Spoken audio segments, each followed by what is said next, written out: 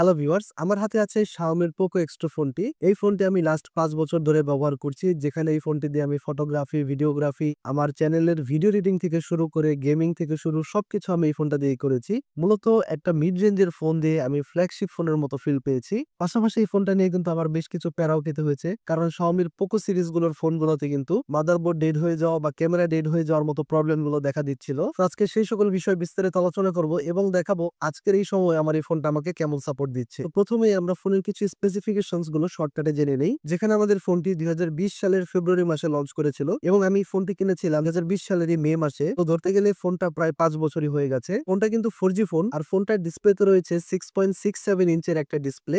যদিও ফোনটার display IPS, but এই ফোনটার ডিসপ্লে এত হাই কোয়ালিটি যেটা আপনার একটা অ্যামোলেড স্ক্রিনের মতো মনে হয়। শুধু কথায় নয়, ফোনটার ডিসপ্লে কিন্তু আসলেই মারাত্মক। কারণ ফোনটার ডিসপ্লে হচ্ছে 120 হার্টজের রিফ্রেশ রেট সাপোর্টেড। এটা যদি আপনার ডিসপ্লেটা খেয়াল করেন, দেখেন কত স্মুথলি ফোনটা এখনো রিফ্রেশ রেটটা কাজ করছে। মানে একদম একটা ফ্ল্যাগশিপ ফোনের মতো। এখানে আপনার রিয়েল ভিজিবল হচ্ছে যে 120 হার্টসে একটা ডিসপ্লে কতটা স্মুথ হতে পারে। যে কোনো কিছু স্ক্রল করা আপনার একদম স্মুথ বাটার টাচের মতো। এবং হচ্ছে এই ফোনটার ডিসপ্লে কিন্তু HDR10 সাপোর্ট। যেমন আমি যদি আপনাদেরকে একটা ভিডিও প্লে করে দেখাই, এখানে দেখতে পাচ্ছেন যে আমি ইউটিউবে একটা ভিডিও সার্চ করলাম। তো আমি ভিডিওটা প্লে করলে এখানে দেখতে পাচ্ছেন আমি অ্যাডভান্স সেটিংসে গিয়ে আমি কোয়ালিটি যখন এখানে অপশনগুলো চলে আসলো, এখানে দেখতে পাচ্ছেন লেখা দেখাচ্ছে যে 60 fps HDR10। এটা শুধুমাত্র সেই ফোনগুলোতে সাব দেখাবে যেগুলোতে আপনার হচ্ছে HDR10 সাপোর্ট করে, মানে HDR ডিসপ্লে সাপোর্ট রয়েছে সেই ফোনগুলোতে কিন্তু এই অপশনটা চলে আসবে, অন্যথায় কিন্তু এটা আসবে না। তো এই ক্ষেত্রে এই ফোনের ডিসপ্লের কোয়ালিটি বলবো এক কথায় অসাধারণ। জাস্ট এটা IPS নামে, বাট এটার কালার গ্রেডিং বলেন, আপনি কোনো মুভি ওয়াচ করেন, কন্টেন্ট ওয়াচ করেন, যে কোনো কিছু আপনি গেমিং করেন, স্মুথ এত ডিসপ্লে পারফরমেন্সটা এত স্মুথ এবং কালারফুল সুন্দর। তো আপনি মনেই হবে না যে আপনি একটা IPS ডিসপ্লে ইউজ করছেন। তো ডিসপ্লে নিয়ে ধরতে গেলে আমি একদম স্যাটিসফাইড। পাশাপাশি এটার যে ফ্রন্ট ক্যামেরা, এই ফ্রন্ট ক্যামেরার মডিউলটা হচ্ছে একদম সেই সময় রিলিজ করা Samsung S10 Plus এর মতো। তো যার কারণে ডিসপ্লে লুকটা একটা ফ্ল্যাগশিপ ফোনের লুকের মতো কাছাকাছি। এছাড়া ডিসপ্লে রেজোলিউশন হচ্ছে 1080x2400 পিক্সেল, যেখানে আমাদের ফোনটার ফ্রন্ট এবং ব্যাক দুটাই কিন্তু আমাদের গরিলা গ্লাস 5 এর প্রোটেকশন থাকছে। এবং এটাতে আমরা CPU হিসেবে পাচ্ছি স্ন্যাপড্রাগনের 730G প্রসেসর, যেটা সেই সময় মিড বাজেটের গেমিং প্রসেসর বলা হতো।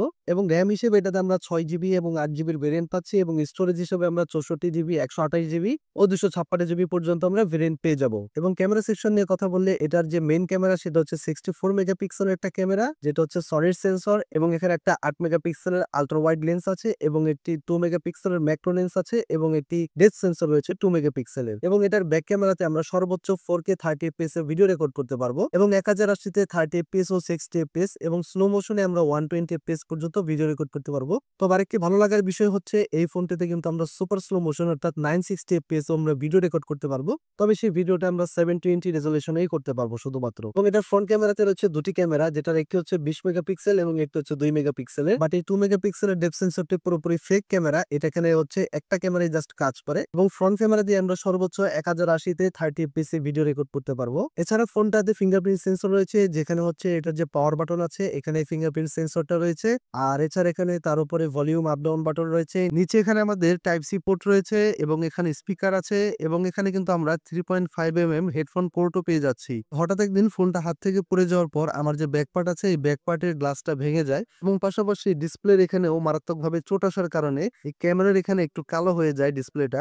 যদি এটা অ্যামোলেড স্ক্রিন হতো তাহলে আমার ডিসপ্লেটা পুরোপুরি হয়তো নষ্ট হয়ে যেত, বাট IPS ডিসপ্লে হওয়ার কারণে এখানে হচ্ছে জাস্ট শুধুমাত্র উপরে একটু ব্ল্যাক হয়ে গেছে স্ক্রিনটা। বাট এখানে চালাতে কোনো রকম অসুবিধা হচ্ছে না বা ক্যামেরাতেও কিন্তু কোনো রকম প্রবলেম নেই। এবং এই ফোনটাতে রয়েছে 45 mAh এর একটা ব্যাটারি, যেটা হচ্ছে মোটামুটি লং টাইম ব্যাটারি ব্যাকআপ দিতে পারে এবং এটা 27 ওয়াটের ফাস্ট চার্জ সাপোর্ট করে। এবং এই ফোনটার বক্সের সাথে কিন্তু 27 ওয়াটের একটি চার্জারও দিয়ে দিয়েছিল, যে চার্জারটা এখন পর্যন্ত আমার ওয়ার্কিং, অর্থাৎ 5 বছর ধরে আমি এই ফোনটা এই চার্জার দিয়ে ব্যবহার করছি, কোনো রকম সমস্যা নেই। জাস্ট শুধুমাত্র আমার কেবলটি নষ্ট হয়ে গিয়েছিল। তো এবার ফোন নিয়ে কিছু বিস্তারিত আলোচনা করি। তো ফোনটা কিন্তু আমি ইউজ করে খুব ভালো পারফরমেন্স পেয়েছি, যেখানে আমি এই ফোনটা দিয়ে কিন্তু রেগুলার কন্টিনিউয়াস ভিডিও এডিটিং করতাম। যেখানে আমার অ্যাকশন ক্যামেরা ছিল GoPro Hero 9, তো সেটার ক্যামেরা ফুটেজ কিন্তু আমি এটা দিয়ে এডিট করেছি ল্যাগ ফ্রি, অনেককে স্মুথ ভাবে আমি এডিট করতে পারতাম। পাশাপাশি DSLR ক্যামেরার ভিডিও কিন্তু আমি এই ফোনটাতে এডিট করতাম, যদিও আমি ফোনটাতে কাইনমাস্টার আর ক্যাপকাট এই দুটো অ্যাপ ইউজ করতাম। এক্ষেত্রে আমি খুব নর্মালি স্মুথলি ভিডিও এডিটিং করতে পেরেছি। এবং পাশাপাশি ফোনটাতে আমি যদি গেমিং এক্সপিরিয়েন্স দেখাই, তাহলে এই ফোনটাতে আমরা কিন্তু ভালো মানের গেমিং করতে পেরেছি। বাট যদি এটাতে কিন্তু আমরা 60 fps অর্থাৎ আমরা এখানে যে এক্সট্রিম অপশন থাকে পাবজিতে,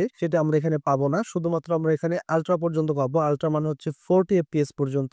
ডিসপ্লে কিন্তু আমার 120 হার্টজ সাপোর্ট হলেও এটার যে প্রসেসর আছে সেটা হচ্ছে এক্সট্রিম সাপোর্ট করে না, বাট এটা দিয়ে কিন্তু খুব ভালোভাবে গেমিং করা যায়। আর যদি আপনারা পাবজি লাইট বা ফ্রি ফায়ারের মতো গেম খেলেন তাহলে কিন্তু আপনারা খুব সুন্দরভাবে এটাতে গেম রান করতে পারবেন। এছাড়া ফোনটার যদি মাল্টিটাস্কিং নিয়ে কথা বলি তাহলে ফোনটা এক অ্যাপ থেকে আরেক অ্যাপে সুইচ করা, যেকোনো কিছু রান করা স্মুথলি ওপেন হয়ে যাচ্ছিল, কোনো রকম ল্যাগ ছিল না, ইভেন এখনো নেই। পাশাপাশি এটাতে রয়েছে মাল্টি উইন্ডোর মতো অনেক অপশন যেখানে আমি একসাথে দুটি অ্যাপস ওপেন করতে পারি। যেমন আমি ফেসবুক, ইউটিউব একসাথে আমি প্লে করলাম, আমি যেকোনো অ্যাপস আমি একসাথে ওপেন করতে পারছি, ইভেন এখানে গেম পর্যন্ত রান করা যায় একসাথে মাল্টি উইন্ডোতে। সেক্ষেত্রে আমাদের অনেক সময় অনেক কাজ জরুরি হয়ে থাকে যেগুলো আমরা এই মাল্টি উইন্ডোর মাধ্যমে করতে পারি। এই সকল ফিচার গুলো একসময় কিন্তু শুধুমাত্র ফ্ল্যাগশিপ ফোনগুলোতেই ছিল, বাট এখন কিন্তু এই ফোনগুলোতেও চলে আসে, আমাদের অনেক কাজ ইজি হয়ে গেছে। এছাড়া ফোনের স্পিকার অনেক লাউড, যেখানে হচ্ছে আমরা কোনো মুভি দেখতে গেলে বা হচ্ছে গান শুনতে গেলে কিন্তু যথেষ্ট লাউড ছিল। এবং ফোনটার ব্রাইটনেস নিয়ে যদি বলি, ইনডোরে তো যথেষ্ট ব্রাইটনেস ছিল, পাশাপাশি আপনি যদি বাহিরেও ইউজ করেন সেক্ষেত্রে দিনের বেলা যদি সরাসরি সূর্যের আলোতে ইউজ করেন সেক্ষেত্রেও ফোনটার মেসেজ অপশন বলুন বা কল বলুন যে কোনো স্মুথ ভাবে দেখা যাচ্ছিল, যে কাউকে কল করা, কোনো মেসেজ টাইপিং করা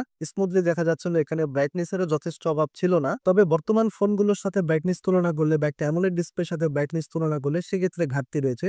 তো এবার চলে আসি ফোনটার খারাপ দিক বা যে বিষয়গুলো নিয়ে আমি প্যারা খেয়েছি সেই বিষয়গুলো নিয়ে একটু আপনাদের সাথে আলোচনা করি। মূলত এই ফোনটা অ্যান্ড্রয়েড 10 এবং MIUI 11 এ লঞ্চ করেছিল, বাট যখন এই ফোনটার MIUI 12 আপডেট চলে আসে তখন এই বিভিন্ন গ্রুপে আলোচনা হচ্ছিল যে যদি আমরা 12 এ আপডেট করি সেক্ষেত্রে ফোনটার হচ্ছে ক্যামেরা ডেড হয়ে যাচ্ছে বা মাদারবোর্ড ডেড হয়ে যাচ্ছে। বাট একদিন হঠাৎ ফোনটা অটো আপডেট হয়ে যায়। তো এরপরে মাসখানেক পরে একদিন দুপুরবেলা আমি ফোনটা মোটামুটি ইউজ করছিলাম, ফোনটা সামান্য হিটও হয়েছিল, বাট তখন আমি হঠাৎ করে একটা প্রয়োজনে আমি ক্যামেরাটা যখন অন করি তখন আমার ফোনটার ক্যামেরাটা হঠাৎ করে ক্র্যাশ করে। তো আমি ফোনটাতে আবার সেকেন্ড টাইম যখন ক্যামেরা ক্লিক করি তখন দেখি আমার ব্যাক ক্যামেরাটা ফুল ব্ল্যাঙ্ক হয়ে আছে, যেখানে আমার আল্ট্রা ওয়াইড লেন্স বা হচ্ছে মেইন ক্যামেরা, ম্যাক্রো ক্যামেরা কোনোটাই কাজ করছিল না, এক প্রকার হ্যাংয়ের মতো হয়েছিল। বাট এটা হচ্ছে যে ক্যামেরা সুইচ বাটনটা, এটাতে ক্লিক করলে আমার ফোনটার ফ্রন্ট ক্যামেরাটা আবার ঠিকঠাক মতো আসছিল। তার মানে হচ্ছে আমার ব্যাক যে 4টা ক্যামেরা আছে 4টা ক্যামেরা হচ্ছে আমার ডেড হয়ে গিয়েছিল। তো আমি হচ্ছে ক্যামেরার মায়া ত্যাগ করে ফোনটা ওইভাবে ইউজ করতে থাকি। একদিন সকালে ফোনটা হাতে নিয়ে আমি দেখি যে আমার ফোনটা ডিসপ্লেতে লাইট ঠিকই আসছে, বাট ফোনটাতে কোনো রকম টাচ কাজ করছে না। অর্থাৎ আমি পাওয়ার বাটন ক্লিক করলে ফোনটার ডিসপ্লে অন হচ্ছে, সবকিছু দেখা যাচ্ছে, বাট কোনো রকম ফিঙ্গারপ্রিন্টও নিচ্ছে না এবং হচ্ছে কোনো রকম আমার ফোনটার টাচও কাজ করছে না। তো আমি পরবর্তীতে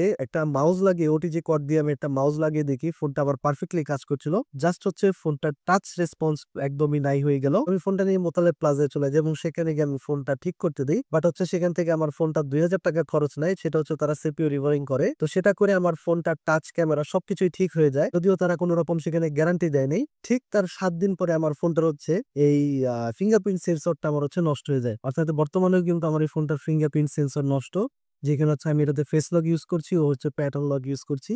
তো মূলত এই অনেকগুলো বিষয় নিয়ে হচ্ছে আমাকে প্যারা খেতে হয় ফোনটা নিয়ে। বাট ফোনটার পারফরমেন্স নিয়ে এখনো আমি যথেষ্ট স্যাটিসফাই, কারণ ফোনটাতে আমি এখন আমার সকল প্রয়োজনীয় কাজ, ইভেন আমার এখন পর্যন্ত আমি টুকটাক ভিডিও এডিটিং এটা দিয়ে করি, যদি আমি পিসি দিয়ে এখন এডিটিং করি, বাট আমি এখনো আমার অনেক কিছু এই ফোনটা দিয়েই করি। তো এই ছিল মূলত ভিডিওটি। আজকের ভিডিওতে আমি দেখাতে চেয়েছি যে আমার হাতের ব্যবহার করা 5 বছর একটা পুরানো ফোন বর্তমানেও কেমন চলে এবং এটা থেকে আমি কিরকম সাপোর্ট পেয়েছি। এছাড়া আমার চ্যানেলে কিন্তু বিভিন্ন আরো ফোনের রিভিউ দেওয়া আছে, চাইলে আপনারা দেখে নিতে পারেন, ডেসক্রিপশন বক্সে লিংক দেওয়া থাকবে, বা চাইলে চ্যানেল ভিজিট করে দেখে নিতে পারেন। তো দেখা হবে নতুন কোনো ভিডিওতে, ততক্ষণ ভালো থাকুন, ধন্যবাদ।